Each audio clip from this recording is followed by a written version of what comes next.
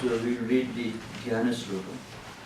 Om Vathaya Pradibodhidam Bhagavata Narayanena Swayam Vyasena Kiradhidam Purana Munina Madhye Mahabharatam Advaitam Radavarshinim Bhagavatim Ashtadashadhyayinim Amba Tvam Anusantathami Bhagavad Gita Bhavadveshini.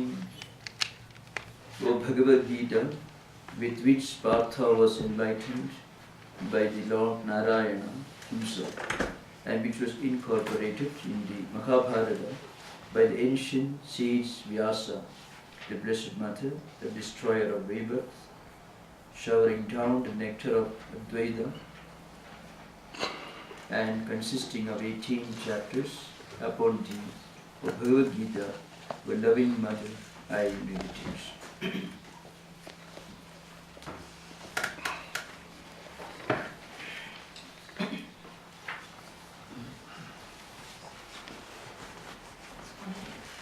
Light too bright for you? I know that. Okay. I find it. So today we are going to deal with the 62nd verse. Before that, just a few remarks about the 61st verse. Tani sarvani samyamya yukta asida matparaha ashihi yasyendriyani tasya prajna bhavishti. So, a spiritually enlightened person will have his senses or her senses under perfect control, under perfect subjugation, which reminds us of one important factor. The mind should be the master, not the senses. If senses become masters, what happens? That is described in the 62nd and 63rd verse. But one point is made very clear so far, and that is a Sthithaprajna, a spiritually elevated person, does not give up action. Perhaps may not deliberately give up even the fruits of action. What he gives up is attachment to action or attachment to results of action. Because the problem is always attachment. Action doesn't produce any problem by itself. Not even the results of action.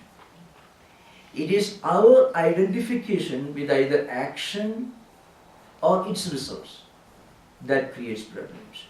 So what is needed is to detach the mind not from action, not even from the results of action, but from obsession with the results of action, from attachment. We must give up attachment to the results of action. Now, attachment is always to the results of action. Nobody will be attached to action. If we can have the results of action without any work, we will be perfectly happy. In fact, we are all interested only in the results of action, generally speaking, not action itself. So if we can detach our mind from the results of action, then action will not create any problem. No anxiety neurosis while doing work, and no jubilation if the results are beyond expectations, no depression if the results are not up to the expectation. So this is what really happens for the common person. When he or she is doing work, he will be very anxious with regard to the results, whether action will produce the expected results or not. So when we are too much anxious, anxiety neurosis, and then what happens? We are not able to fully concentrate on the work that we are doing. Only about 20% of our energy and power of concentration will be focused on the work we are doing. The rest of the mind will be elsewhere, worrying about what will happen, where the results will be, up to the expectation or not. So naturally, only 20% of mental concentration, power of concentration, will be focused on the work at hand. So naturally, there will be some problems. The results will not be the best. And then what happens? So anxiety neurosis while being engaged in work.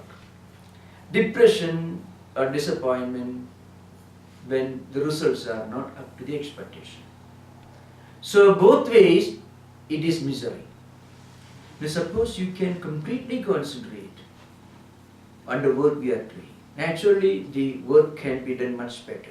In fact, that's what a yogi does. Chittaikagryam manatapa. So this is the essence of tapa, means spiritual concentration, penance and so on. A yogi will be able to concentrate all the powers of his mind on the work at hand. Because the five senses of perception are not creating distraction for the mind.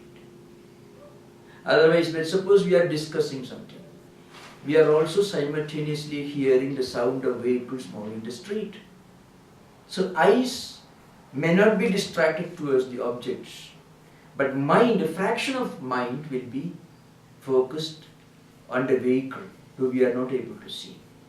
And if we are, sometimes some people play with the chair, or maybe they be scratching their head.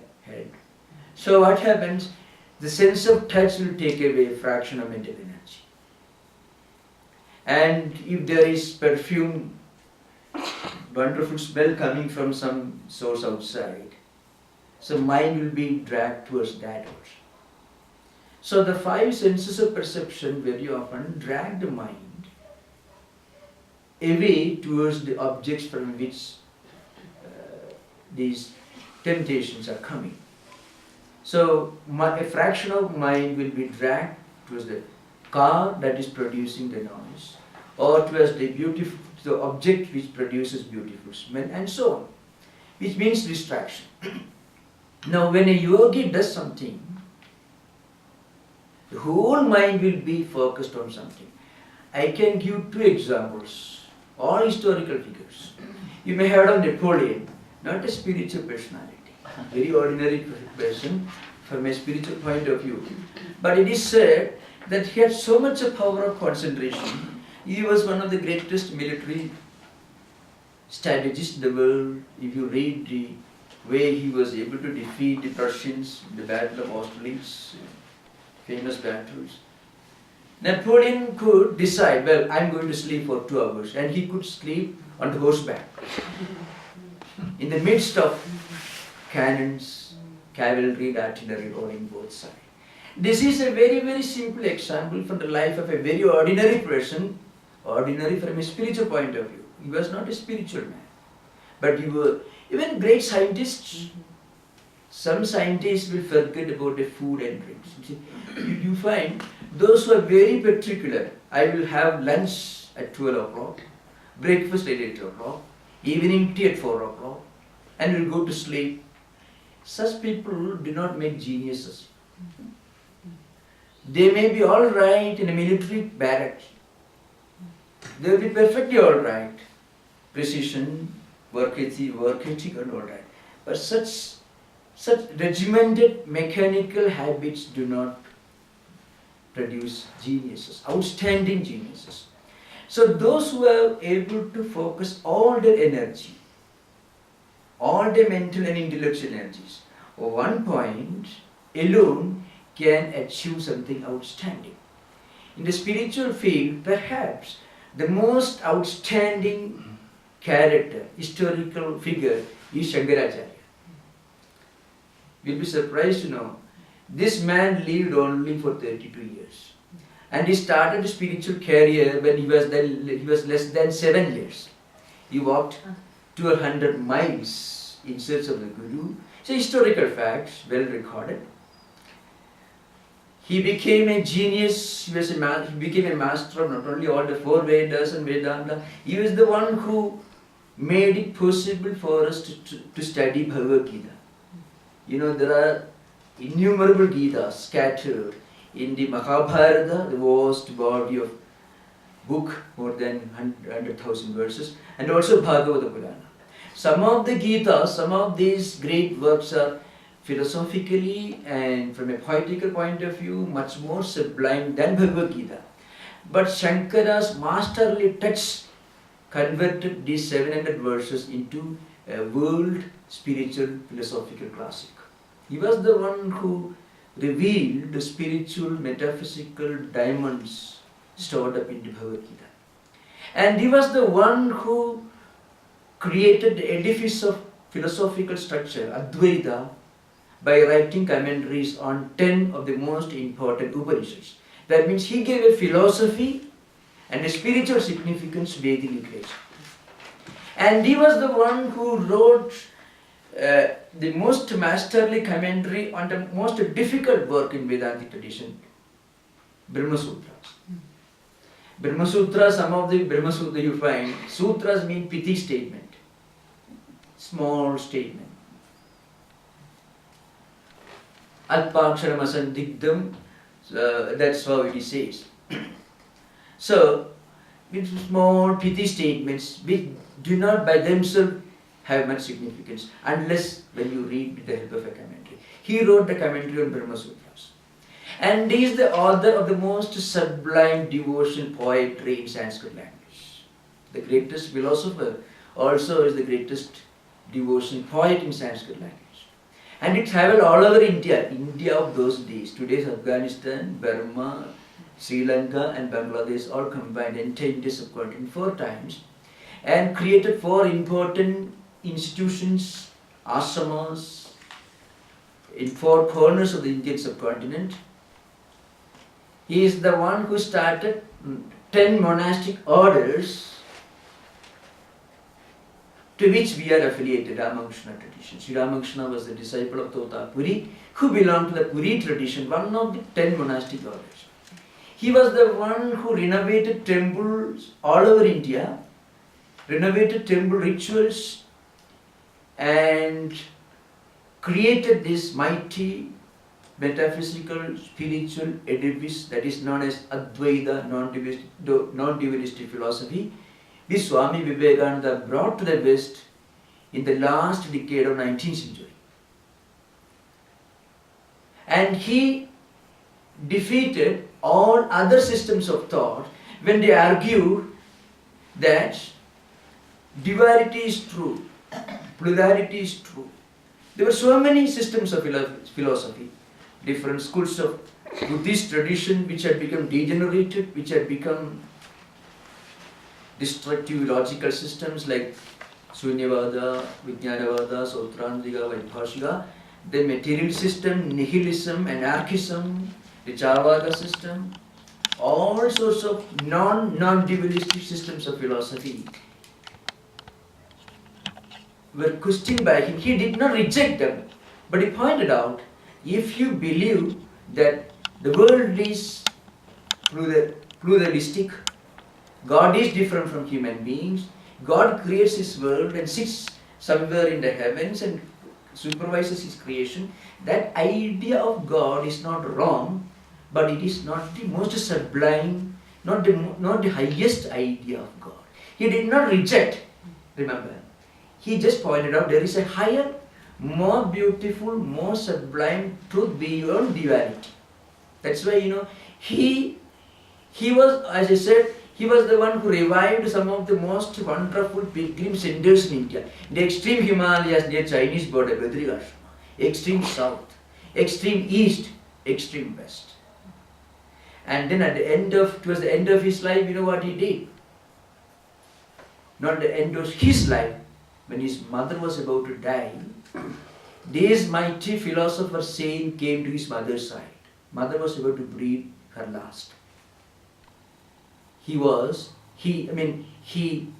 made good his promise which he gave the little child, 7-year-old, 6-year-old boy, before he left his home. He had made a promise to his mother. Well, mother only wanted this thing: you must come to my side when I breathe my last. And only son. So this man remembered that, this great Shankara Acharya, came to the mother's side. and consoled her, gave her spiritual instruction. And you know how long he did? He lived for 32 years. How could he do so much?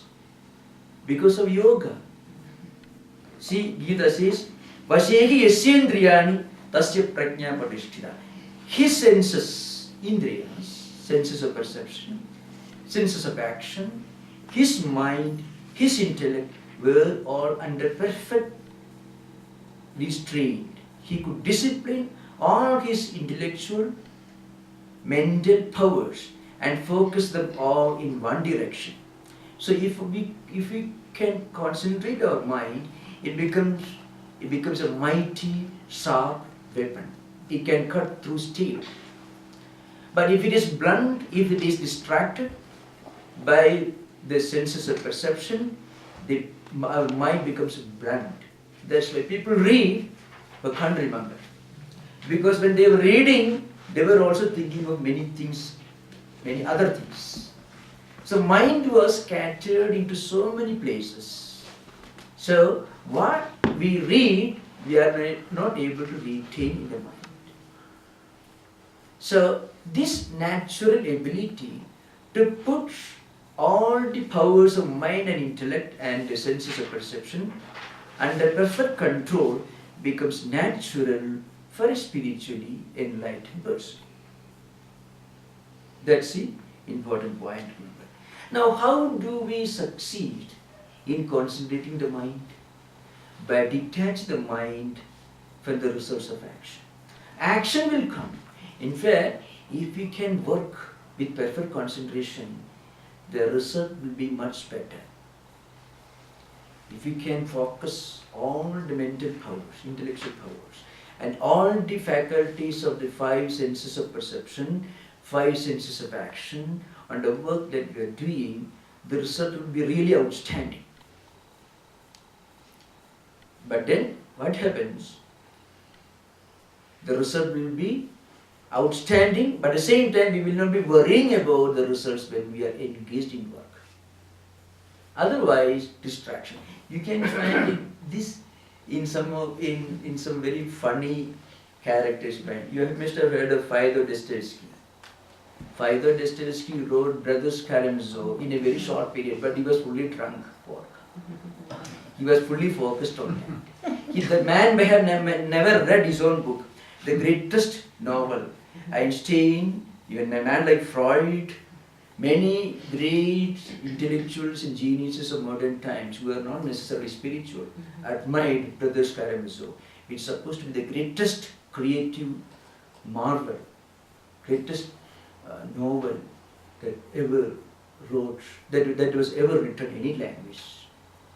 If you read the Grand Inquisitor, in the fifth chapter, fifth section, you may have read it. Yes. One of the most marvelous literary creations in the world. But when he was writing, he was not aware of anything else. He was only drunk. So even for an ordinary person who was not necessarily a spiritual person, if you could forget everything else while being engaged in a work, he can produce a wonderful result. So then how much greater will be the result if we can do this restraint as a spiritual discipline? As a spiritual discipline, if you practice this restraint, Vasyehi yasyendriyani tasya prajna patishtita. Indriyani means senses of perception, senses of action, karmendriyani, jnanendriyani. If you can put them under control, if mind could dictate over the senses, then senses will be very obedient servants, very useful friends. Otherwise, they become tyrants, dictators, leading us to destruction. Yesterday, I already quoted that famous verse from Kathopanishad. Atmanam rithinam vidhi, shariram radhamevacha, buddhim tu saradhim vidhi, mana pragrahamevacha, indriyani hayanyahu, vishyan steshu gochara. Atmendriya manoyuktam bhoktetyahu manishinaha. The meaning is this: we are traveling in a chariot. The chariot is the human body. Who is the driver? Intellect, buddhi, intellect. We are traveling. Horses are senses of perception, senses of action. How does the driver control the horses? With mind, reins. And what about the road? The sense objects, the world full of sense objects is the road. If mind could control the horses, if mind could control the senses, then the horses will be very, very disciplined and will take us to the proper direction. Otherwise, we may end up in a hospital. That's the idea behind. So mind should be the master, not the senses. This can be practiced slowly. Whenever the senses appear to drag the mind in one direction, if you remember this, then mind becomes strong. Mind will tell the senses, stop, you listen to me. If you can remember this, or if you can read this verse, or even if you can remember this idea that mind is the master, not the senses, then we will be able to practice discipline and self-restraint. That's why Shankaracharya says, Tani sarvani samyamya samyamanam vashigaranam krutva yuktaha samahitaha san asida matparaha aham vasudeva sarva pratyagatma. Now this is something it goes a bit deeper. How do we succeed in keeping the mind in a masterly position, which is able to control the senses? Beyond the mind there is intellect, beyond intellect there is Atma. In fact, the moment we remember that we are not these senses, we are not even the mind which becomes happy and unhappy.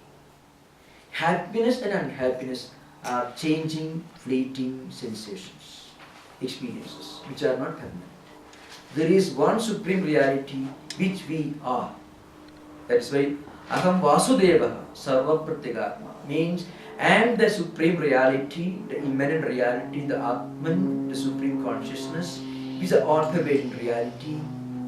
And that all-pervading reality is residing within me, which is far beyond mind, which is a controller of the mind, an intellect. At that time, mind also gets its power by its association, by its identity with the Atman. Then mind becomes stronger. Then mind will be able to control the senses. And senses will not create problems. That's the idea behind it. Now we will come to the 62nd verse. Shankaracharya introduces this verse. Actually, this verse, these two verses, 62 and 63, 62nd and 63rd verses, show us what happens when senses take charge of our life. When mind is subdued by the senses. Instead of mind becoming the master of the senses, if senses become the masters, and if mind is subdued, then what happens? Shankaracharya says, Atha idanim parabhavishyataha sarva anartha moolam idam uchyate. The source of all misfortunes and miseries and problems, sarva anartha moolam, means the fundamental cause of all the problems that we are facing in life. That is enumerated. It's a psychological chain, psychological exposition of how we face ruin and destruction when we forget the fundamental reality. Dhyayato vishayan pumsaha sangasteshu upajayate sanga sajjayate kamaha krama krodho vijayate krodha bhavati sammoha sammoha smriti vibhramaha smriti vibhramsha buddhinasho buddhinasa pranasyati. Two verses, 62nd and 63rd. The evils of uncontrolled mind, indisciplined mind, are enumerated here. When we go on meditating upon various objects of temptation, enjoyment, what happens? Slowly we develop a desire to possess them. There are two theories. That is, psychologically, if you analyze, you understand the logic of this verse. Sometimes some people will tell you that objects of desire attract our mind. The other theory is mind gets attracted towards the objects. In a way, both are right, but the greater truth is this: mind gets attracted towards what is available around us. That's a real fact.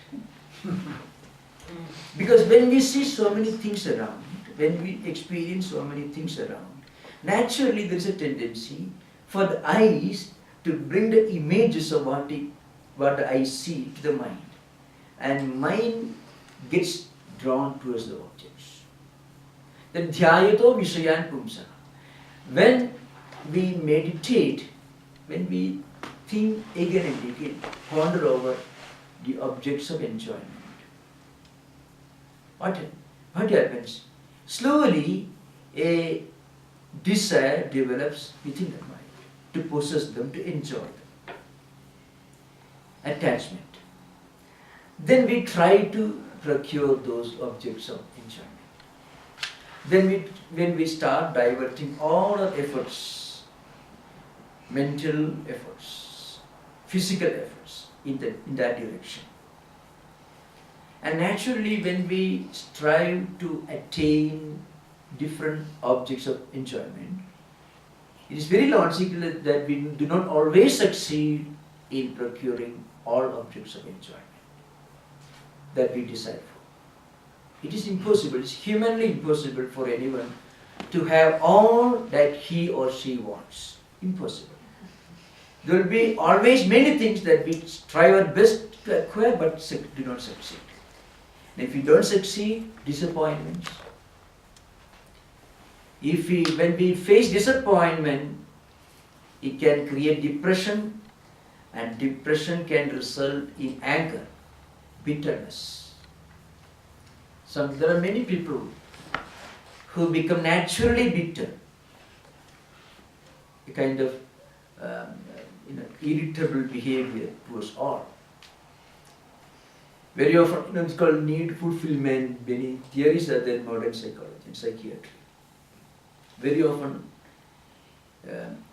irrational behavior is always traced to some unfulfilled desire. It may have occurred in the early childhood or later years. So, an unfulfilled desire is often at the back of all kinds of irritable behavior, irrational irritability. So what happens? That creates anger, and krodhat bhavati sammoha. And when we become angry, we lose our balance. We lose our ability to discriminate. Discrimination for a discerning faculty that we normally have is lost when we become angry. Anger is some kind of temporary madness because it creates imbalance. Our normal rational faculties are taken for a ride by an angry mind. And then we lose our memory because whatever tendencies that we have accumulated in mind, they constitute the basis of our mental functions like memory and knowledge. Sometimes called bhavana. It's the basis of smriti or memory. That is lost, that is upset when we become angry. And then, as a result, we face spiritual ruin. Now, here, this is ruin only from a spiritual point of view. In ordinary life, this can create problems like depression, suicidal symptoms, all these, many of these psychological problems, conflicts, obsessions, conflict solving mechanism within. Many of them are related to some kind of unfulfilled desire. Thinking of many things which are available around, then making an effort to acquire them, working hard, disappointment, depression, anger, and then problems in the mind, irritability, imbalance, and loss of our own real nature. This is what really happens, a kind of psychological chain. Now, Shankaracharya in his commentary makes an insightful statement. Dhyayataha chintayataha vishayan shabdadi vishaya visheshan alochayataha pumsaha purushasya sangha asakti pritihi teshu upajayate. Means, why is this? When we go on thinking, shabdadi vishaya means sounds take our mind towards objects which produce the sound. Visual experiences take the mind towards those objects. And when we see and hear things, those impressions will create a kind of strong, powerful tendencies in mind. I can give an example. There are some kinds of music so violent that whatever peace of mind you have got, that will be lost if you listen to such music. So it's the effect of sound on human mind, but there are wonderful musical compositions which have a tranquilizing effect on the mind. So also visions, visual experiences. When we read magazines and books, we may see things which are good and also things which are not good. Once we see and look at them with a fraction of mental energy, little concentration, it will remain at the back of the mind. And it will come back to the mind again when we are sitting quiet somewhere. What is memory? Memory is nothing but re-experience of the objects, even when the objects are absent. When we remember a painting or a picture, long after seeing that picture, we are remembering, we are experiencing, re-experiencing that visual experience, the visual phenomenon. So also sounds. So all these sounds and sights can create destructive tendencies, unhealthy attachment in the mind, which can take us down the drain to going. But there are also healthy visual and audio objects which are helpful. We read many things. Suppose we read lives of saints and sages, or at least great philosophers, great men and women who have made great sacrifices, who have done something good for themselves or good for others, not necessarily great spiritual personalities. Even if you read about the lives of great humanists, those who have done selfless service, not necessarily belonging to a religious or spiritual tradition, that also will have an uplifting effect on the mind. Because whatever we see or hear, whatever impressions we gather in the mind with the help of the five senses, they will remain there, as I said yesterday. When we ponder over in loneliness, they come back to the surface. Or in dreams. In dreams we re-experience in a subtle manner what we experience in waking state, in a gross manner. In waking state, the experience is at a gross level, because the mind and the senses are directly involved in waking state. In dreams, mind alone is involved. Whatever sensory perceptions we have in dreams are projected by the mind, because the mind has accumulated, has gathered all these tendencies during waking state. They come back to the mind, surface of the mind in dream. So also memory. Dreams and memory are practically the same. There is not much difference. And according to Vedanta, there is not much difference between dream experience and waking state experiences. You'll be surprised. This may not be easily understandable, intelligible. I shall explain. Suppose a man lives for 90 years and if he sleeps for 8 hours every day, his waking state experiences will be around 60 years. What about 30 years? We don't say he's only 60 years old. A 90-year man, you can't say he's only 60 years old. So whatever he has experienced in dreams are also counted. There are differences and also there are similarities. We can never have a dream which is completely divorced and detached, different from waking state experiences. In waking state, you may dream. You need a plane to travel from here to New York, 5 hours, 6 hours. In dream, you may need only a split second. So there is a difference with regard to time. That difference is there, but that's only relative. Difference in degrees, not in kind. In waking state, you are going to sleep here, but in dream you may feel you are in Europe. So there is a difference with regard to space. Waking state experiences are gross and dream experiences are subtle. These differences are the subtlety and grossness, and differences with regard to time and space. But apart from them, we can never have a dream experience which is entirely different from waking state experiences. In dream you may feel when you are flying without a plane, but idea of flying is gathered during waking state. And that is associated with you, so you fly. So, it doesn't mean that dream experiences are exact reproduction of waking state experiences. As I already referred to 3 differences. But there will be no, there will be always some degree of similarity between dream experiences and waking state experiences. And Vedantists will tell you, if you have a dream experience which is in no way related to your waking state experience in your life, Vedantists will say you have gathered some tendencies in previous life which are coming to the surface.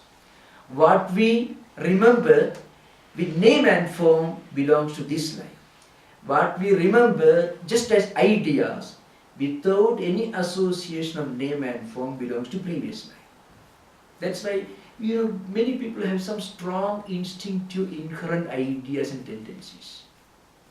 They are gathered sometime in this life or previous life. So the idea is this: whatever we meditate upon, whatever we ponder over, that object will have a tendency to create a ripple in the mind, and that will have an impact on our total personality and actions. Therefore, we must be always careful when we see or hear undesirable objects. We should always try to apply this technique of detachment or non-attachment when we come in contact with objects of desire which could be destructive, harmful from a spiritual point of view. Otherwise what happens? Total ruin. The psychological chain is given here. Dhyayado Vishayan. Just pondering over something which you see or which you have seen sometime in the past can take us to spiritual growth. So there should be always a filtering mechanism within. But wherever we are, if we can develop a kind of psychological filtering mechanism, then we can save ourselves from the impact of these temptations. So Swami Tattwamayanandaji in meditation and spiritual practice tells us that if we can somehow remain, at least intellectually or mentally, at a spiritual level, some association with spiritual ideas, either by remembering or by reading, as I said yesterday, or by discussion. Somehow, if you can keep our mind connected to some spiritual ideas, then mind automatically develops a filtering mechanism which prevents us from the destructive impact of the objects of senses around. Now again, towards the conclusion, Shankaracharya says, Tataha smriti brahmcha buddheha nashaka karya akarya vishaya viveka ayogyata antakaranasya buddheha nasha uchyate. What is this destruction? The ability to properly discern what is right and what is wrong, what is to be done, what is not to be done, what is good and what is bad, what is righteous and what is vicious, what is desirable for spiritual life and what is undesirable. The ability to discriminate or to discern between the good and bad is completely lost. This is what is called destruction. Nasha means destruction. So, there is the problem stated and the solution is also hinted in the coming verses. For every spiritual practitioner, spiritual aspirant, this is possible, to keep a filtering mechanism within our mind. Sometimes, great thinkers say, even if you cannot accept God, there are many people who tell you, well, I don't believe in a creator God, but I accept there is some power, energy, something, or the way. Well, even if you do not believe in God, we can live a life, lead our life in such a way that even if we do not accept God, if there is a God, He will accept us. This is possible. We need not accept God if we do not believe in God. But we can live a life, lead our life in such a way that God will accept us. Because God's existence doesn't depend upon our recognition. So the Vedanta doesn't insist that you should believe in a God. You should live a godly life. Unquestioning belief without any freedom to question. That's not what Vedanta teaches. That's why the Grand Inquisitor, the Cardinal asks, many of you must have read it. I shall tell this example. In Dostoevsky's Grand Inquisitor, there is an important section. It's supposed to be one of the greatest, most marvelous literary creations in the world. That time is in the 17th century, maybe 1680. That time, the period of Inquisition, Spanish Inquisition. Suddenly, the Archbishop heard that when man was moving about in the crowd, performing miracles, preaching to people righteousness. So he thought this man is heretic. So the Archbishop had him imprisoned. And at midnight, the Archbishop comes to the prison and asks the man to his place, to come to him. The man is Jesus Christ. And the Archbishop tells, why are you here? I know who you are. Why have you come here? To interfere? We have built all this mighty edifice of church in your name. But we are not with you. We are with him. We are with Satan. The Satan tempted you 3 times. He asked you, why don't you convert all the pebbles and stones into bread?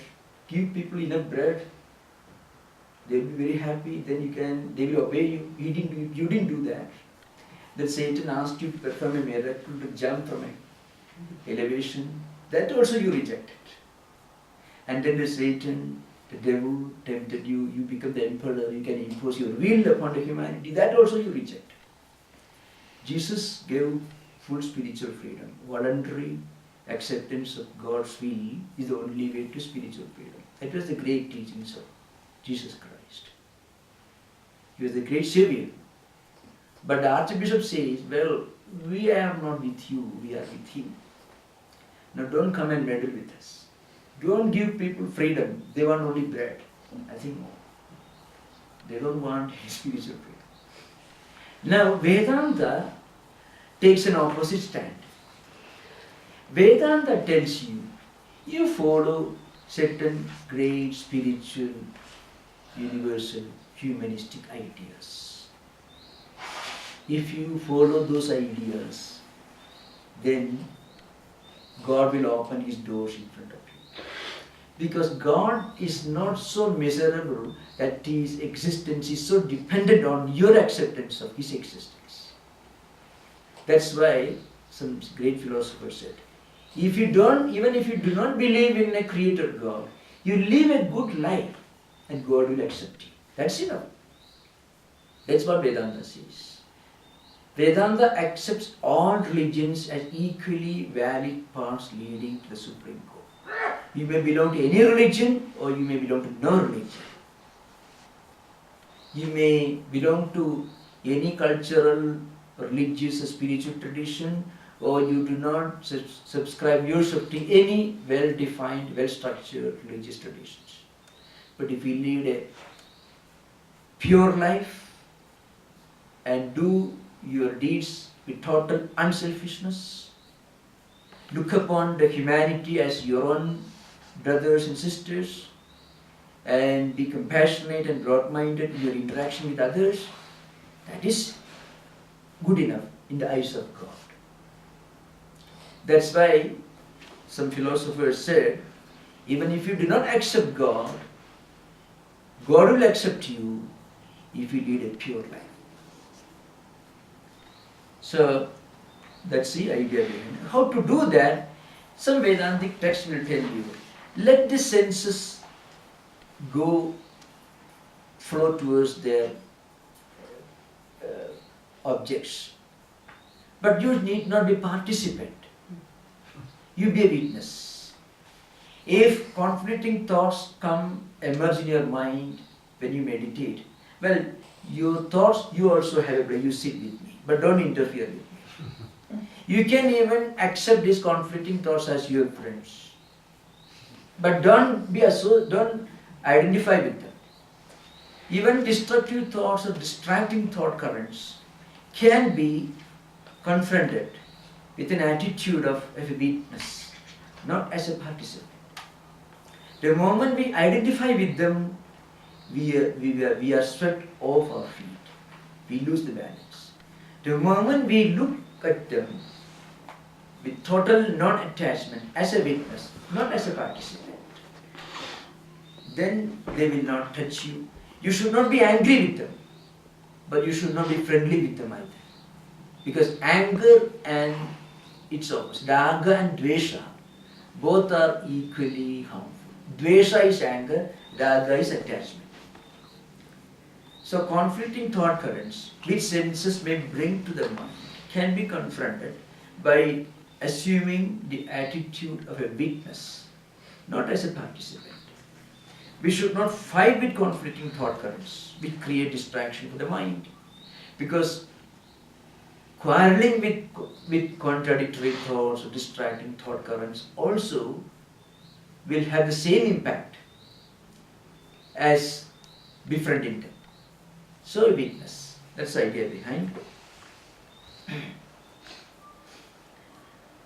So then in the 64th verse,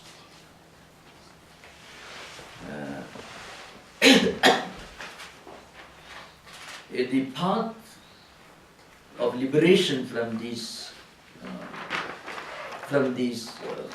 temptations, from this tyranny of senses is clearly given. Sarva anarthasya moolam uktam vishaya abhidhyanam. What is the source of all trouble, all problems? Constantly remembering, pondering over or meditating on sense objects which create attachment, followed by our effort to procure those objects of desire, disappointment, anger, mental imbalance, and total spiritual ruin. Ata idanim moksha karanam idam uchyate. So, after giving a graphic description of the psychological chain of spiritual degradation, in the next verse, a warning is given and also the path out of this trap of the senses.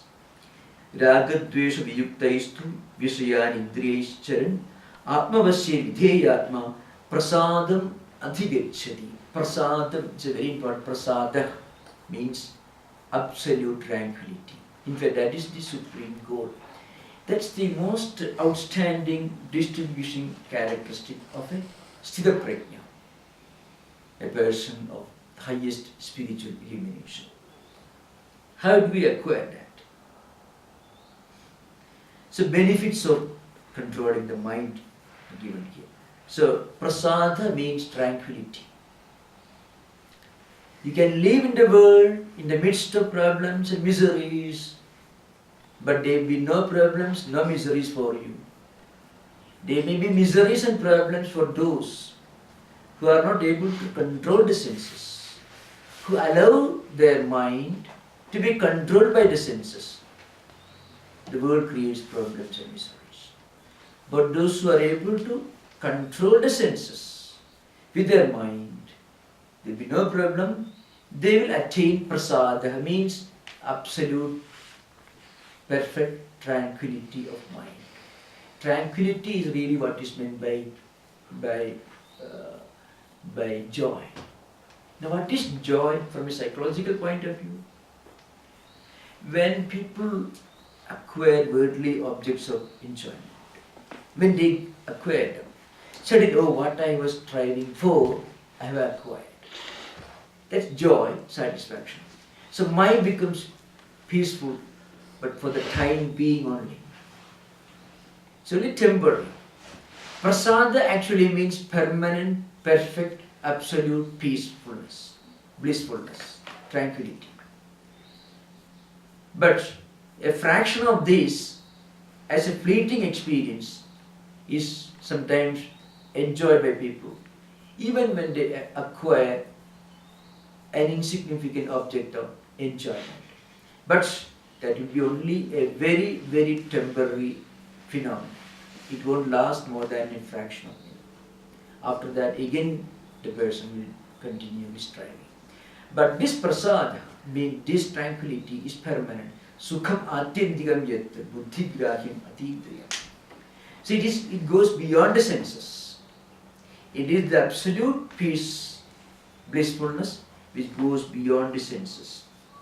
So a person, a spiritually enlightened person, acquires this ultimate goal of humanity, supreme contentment, a peace, by gaining freedom from attraction, from attachment to sensory objects.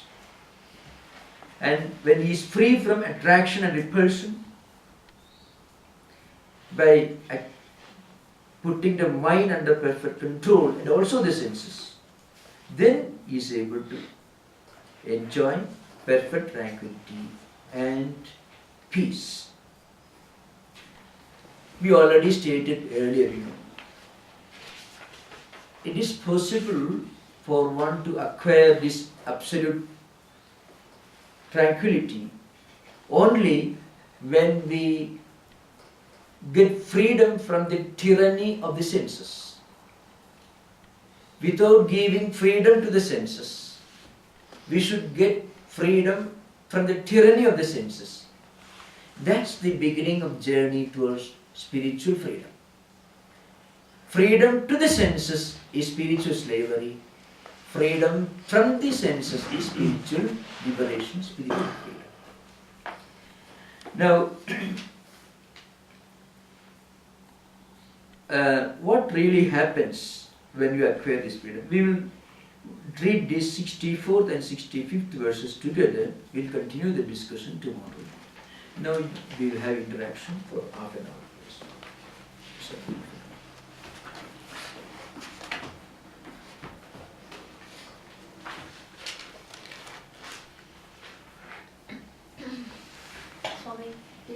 understand you to say there were other Bhagavad Gitas or other Gitas? Oh yes. And that you said were more beautiful or more... Yeah. And so I wondered why you chose I will that tell you. one. Yeah. Yes, I shall explain this. There are innumerable Gitas found in two famous books. One is a spiritual devotion class called Bhagavata Purana. It has got 12 parts, 12 skanthas it's called. So there you have got great devotion poems. And also in the Mahabharata, from which Bhagavad Gita is taken, Uttara Gita, Vyatha Gita, and so on. Now, Uddhava Gita is in Bhagavata Purana, Vyatha Gita, Uttara Gita, all these are in Mahabharata. Now, many of these Gitas, like Vyatha Gita, for example, highly metaphysical. The stories itself sublime. A great ascetic did spiritual penance for a long time, and he acquired some great occult powers. So one day a bird created distraction. He was sitting under a tree, and two birds were sitting above. He was disturbed by the sound. He looked at the birds' burned ashes. So he became very proud. He had not become a fully enlightened person, but by long practice of concentration, he had not become a spiritually enlightened person, but he became very proud. That's why he became very proud. Then he went and started moving. In those days, these ascetics used to go from place to place, begging for alms, like Franciscan friars was doing in the Middle Ages. So he reached the house of an aged woman who was looking after her aged husband. So he said, "Please give me alms." He shouted standing in front of the gate of the home. She said, "Please wait for some time. I am now busy." This man, this ascetic, became so angry, he was so proud. It shows that he was not an illumined person. But he had practiced some spiritual training for some time. When he got angry, the lady shouted back, "I am not a bird for you to burn the ashes." This ascetic had the insight to understand this lady was not an ordinary lady. Because what happened long back, somewhere else far away from this home, this lady understood.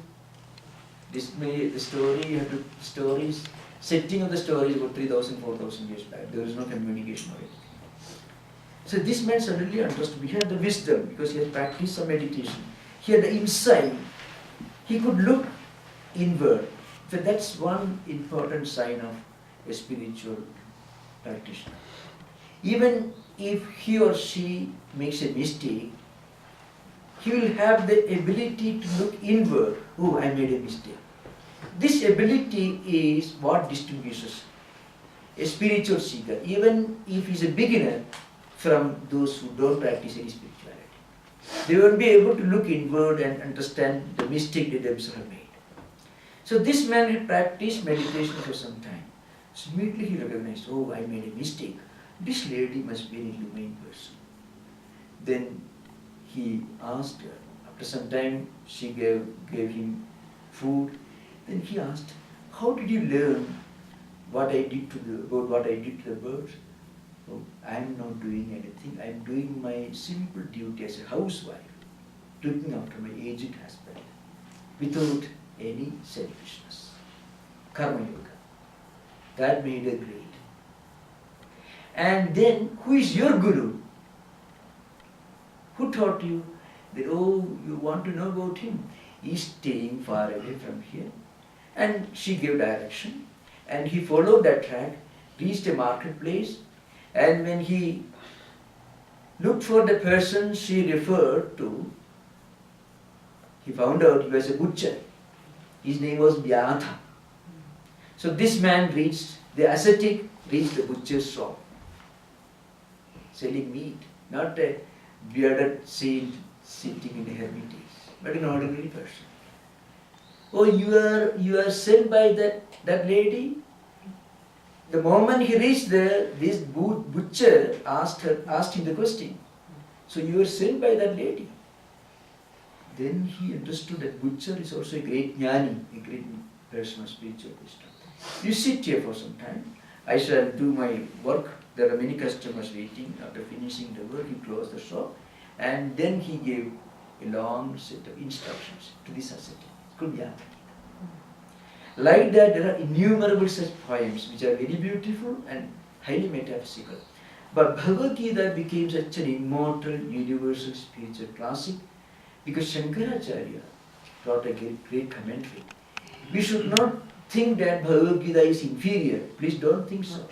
What I wanted to emphasize was that it was Shankaracharya's commentary which gave Bhagavad Gita such a high place among the various scriptures. So, that was the greatness. Bhagavad Gita is certainly a great spiritual classic, Lord Krishna's advice to Arjuna. But it was Shankaracharya's commentary that brought out its greatness to public attention. So, Swami Vivekananda refers to that in the Sages of India, perhaps. Somewhere Swamiji mentions this. Somewhere Swamiji mentions Shankara's contribution, writing this great commentary. Swami, should a person try to analyze or interpret dreams for understanding, or just keep moving forward toward God and let them fade away? No, one need not analyze out. It's not necessary. It is a psychological fact was present. Because conscious effort in spiritual life is possible only in making state. So, just as there's a description of how powerful impressions that get accumulated in the mind can influence a personality. That was the idea behind it. Dream analysis is not a way to understand our true nature. We need not give much importance to that. Modern psychologists have done it, maybe William James have done it. Modern psychology. See, psychology is different from spirituality. Psychology stops at the surface. It's helpful, no doubt, but psychology will not solve the ultimate problems. If you have cancer, Johnson's bandage will not help us. For spiritual life, we need not only psychological understanding, but a deep philosophy, a solid philosophy of life. That is what is present in the Gita. So psychology is certainly helpful, and for psychologists, dream analysis is very important, not for spiritual seekers. At one point you said that it reflected a lot of our mind's business that maybe we're not aware of, that sometimes dreams will bring forward the places where your mind is still worldly involved, and if that can be some clue to help you be more mindful of increasing your daily life to a better cause. That way it would be helpful. But the conscious spiritual practice can be done only in waking state, so we must concentrate on that. Swami, you gave us a suggestion for helping us restrain our senses, taking the position of the witness. I know there are some other practices as well, like that are more devotional, more bhakti related, of putting yourself in the mother's lap and, trying to disengage and are there other ideas along those lines that you can suggest? There are, in fact, the latter ones you mentioned, the devotional practice, it is very helpful. Some ideas related to Vedantic metaphysical thinking may be a bit difficult, but the one which you mentioned, surrendering ourselves completely to the Divine Mother, looking upon ourselves as the mother's child, it's very helpful. One path is clearly explained in the Bhagavad Purana, devotional classic. It's called Navatha Bhakti, means ninefold path of spiritual practice. belongs to devotional philosophy. There is a verse, Sravanam Kirtanam Vishnoho Smaranam Padasevanam Archanam Vandanam Dasyam Sakhim Atma Nivedanam. I shall explain this. Sravanam means listening to stories of great saints and devotees, or spiritual, devotional hymns, songs. Because by listening, by diverting our ears and mind towards devotional poetry, holy names, stories of great saints, we will be able to accumulate positive impressions in our mind. Kirtanam also means singing. Sravana means listening to. Kirtana means we sing ourselves. And then remembering. Remembering is a great help. Remembering is a great spiritual help. And whatever little spiritual practice we have done sometime in the past, if you can remember, it's a great help. There are some wonderful stories, illustrations. I shall give to emphasize the importance of Sravana, you can see. And remembrance, of course. In the same classic, there is a story, it's called Gajendra Moksha Upakhyana. Gajendra Upakhyana means story of an elephant. It's not an elephant. He was a great devotee in previous life. His name was Indrajit, a great king, great devotee who was always meditating, leading a good life, who led a very pure life of a devotee. But once it so happened that he was engaged in worship or meditation, when a great sage came to his place, somehow he didn't respond to greet this great sage who came to his place. So the great sage felt, this man maybe misunderstood, this man is a bit dull, he's not able to treat a guest properly. So he wanted to teach him a lesson so that he will be corrected. So you are sitting inert, so let you be born as an elephant. Remember, this is a mythological story. We should not go beyond a limit, We should not try to analyze why did this happen and all that. Then we will miss the real message, the story behind the story. The message behind the story is very important. So this great devotee, this king, was born as an elephant. And the elephant one day got entangled with a fight with a crocodile. It entered the lake and it was caught by a crocodile. And they were fighting, they fought for a long time, and ultimately the elephant was on the verge of being dragged into the lake, maybe killed. At that time, it remembered its previous life. Because in a state of utter helplessness, when death appeared to be imminent, there was no hope at all. At that time, that animal remembered, oh, I was a great devotee in previous life. So the sacred mantra, the sacred holy name, which he was uttering as a devotee in previous life, it suddenly remembered. The moment it remembered, it took a leaf or maybe a flower, lotus flower, and mentally worshipped the Lord, and the Lord appeared and saved him from the clutches of the crocodile. Now remember, we should not go beyond, we should not try to analyze the size of the elephant or how long they fought each other. The idea is this. This happens in human life also. In a state of total helplessness, sometimes when we surrender ourselves to the will of the Lord, it works. That's how miracles work. Maybe St. Francis had a previous life, and then he was born as a rich man's son, became a soldier. Otherwise, it doesn't, what he did doesn't happen to everyone, every soldier. So every knight, every soldier, adventurer will not become a Saint Francis. So he may have done some great spiritual practice in previous life. This is Vedantic perspective. So an incident, an event suddenly acted as an eye-opener. That's why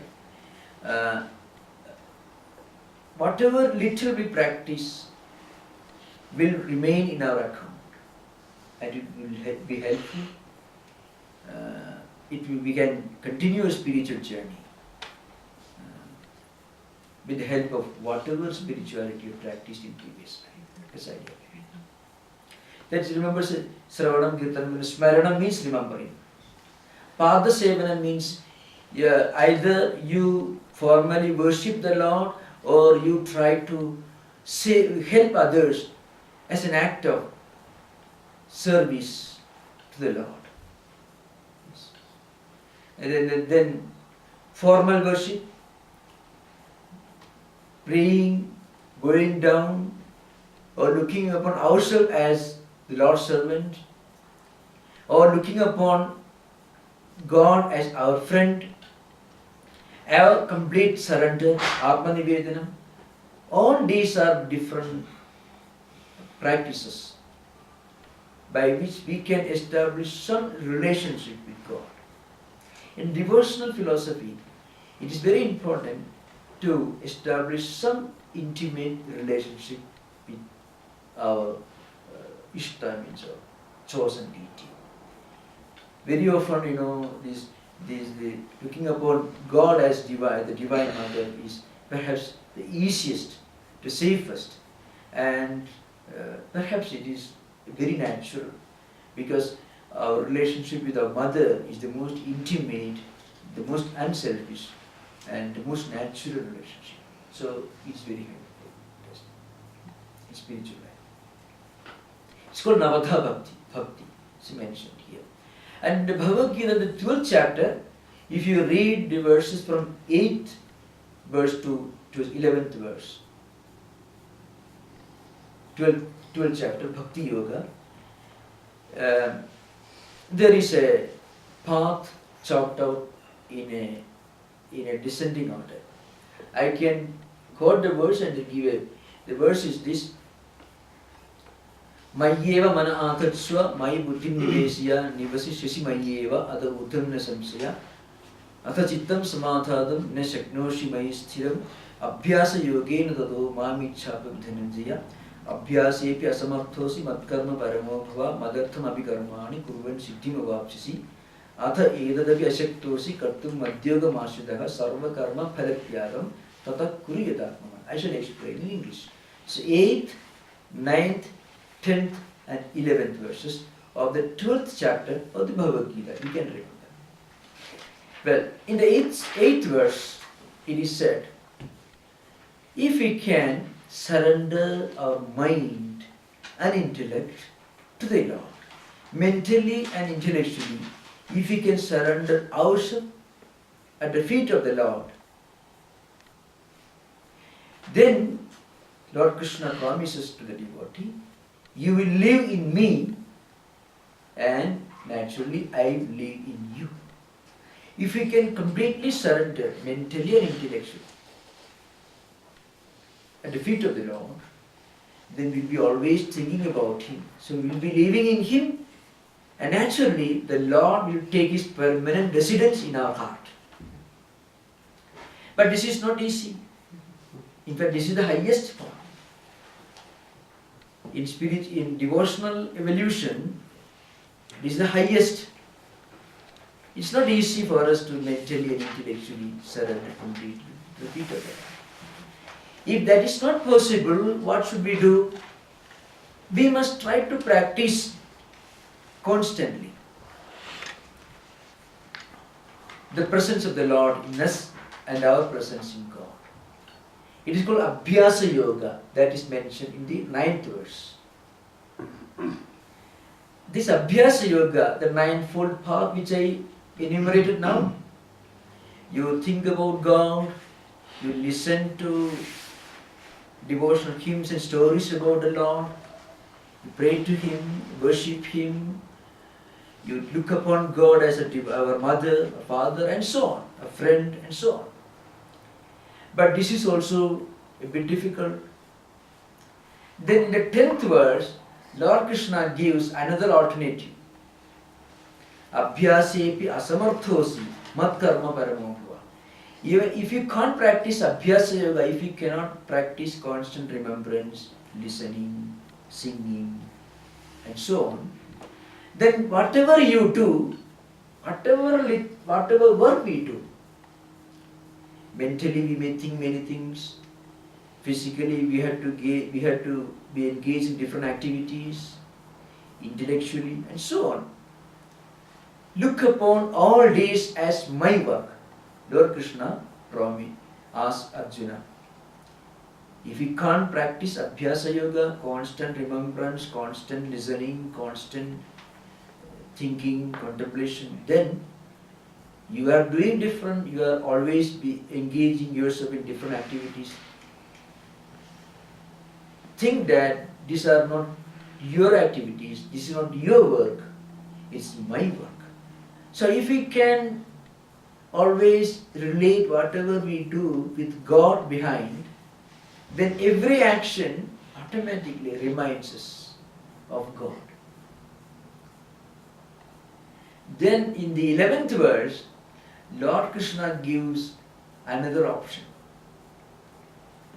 Atha edadevi ashaktosi kartum madhyogamasyudaha sarva karma phalatyagam Tota Puri. That is very simple. Anyone can try. If any sincere devotee can try. Do all the work, but remember, sarva karma phalatyaga means surrender all the fruits, all the results of your activities to God. It doesn't mean that you work hard and you get your paycheck and that you put in God's name. No.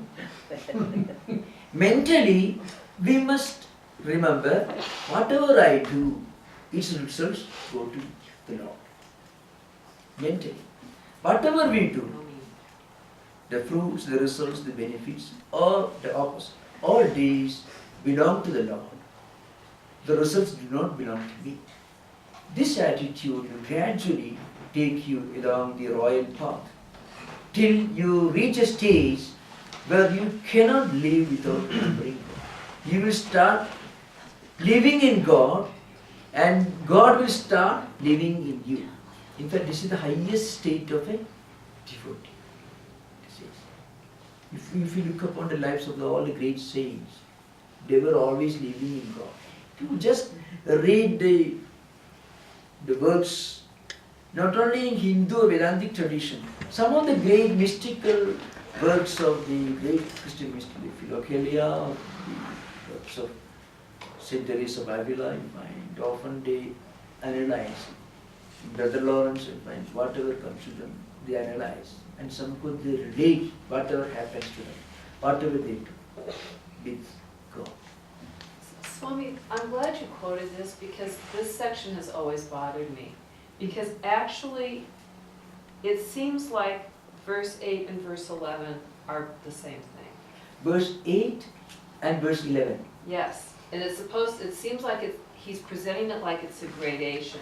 And But they they're both giving- finally surrender and take refuge, right? Yeah. So, it's hard for me to see the distinction. I shall explain. In fact, 11th verse is the last option for people who cannot always meditate upon God, who cannot lead a very serious spiritual life. So they can step into spiritual path by mentally surrendering on to God. In Swami Vivekananda quotes one instance, it's taken from the classics. A farmer who will take the name of God in the morning and also will go into sleep, mentally offering everything to God. This is possible because if you do sincerely, then slowly the sincerity will intensify our devotion. If you cannot always think about God, You are always busy doing office work or different responsibilities. Cannot read scriptures, cannot meditate. Tell me, well, whatever we do, after all, it's God who gives me the results of my work. It belongs to Him. Belongs to Him. And now remember, this will gradually take the devotee to the stage, to the phase enumerated the 10th verse. And if you get established in what is explained the 10th verse, it will take you to what is stated in the 9th verse. Then gradually you will be diverting all the senses towards some spiritual idea, called some spiritual ideas. And that will gradually take you to the highest phase, highest level, which is mentioned in the 9th verse. So it is a descending order, not ascending order. From 9th verse to 11th verse, it is a descending order. What is stated in the 11th, 10th and 9th verses become natural for one who has reached the stage mentioned in the 8th verse. Because in the 8th verse, you fixed your mind there. Yes, you live in God and God lives in you. So, in fact, that was the stage in which the great saints of the world lived. They belong to that state. So, that's why if you read the autobiographies of great saints and sages, they always associate whatever happened to them. See, look at Sri Ramakrishna's life. Whatever comes to him, somehow his mind goes to the divine mind. He gives a spiritual orientation, a devotional orientation to anything that he hears, anything that he discusses, because he can't but live in God. So all that is stated in the other 3 verses, in 9th, 10th and 11th, become very natural to one who has reached the highest state mentioned in the 8th verse. But what is stated in the 11th verse is the beginning of the journey. That's it. Thank you, Swami. I think we have reached the time. Om Shanti Shanti Shanti.